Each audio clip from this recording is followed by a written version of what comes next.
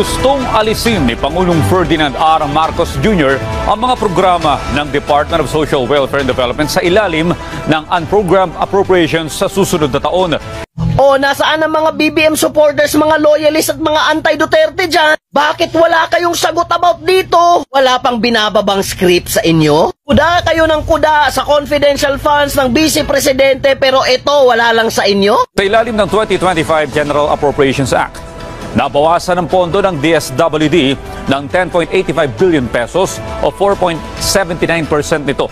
Kaya mula sa 226.67 billion pesos sa ilalim ng 2025 National Expenditure Program, 215.82 billion pesos na lamang ang naaprubahan ng 2025 GAA. Wala pang sinasabi ang COA, may judgment na kayo. Pero dito lantarang pangungurakot wala lang sa inyo. Pinagtataka ko lang paano ginawa ito naman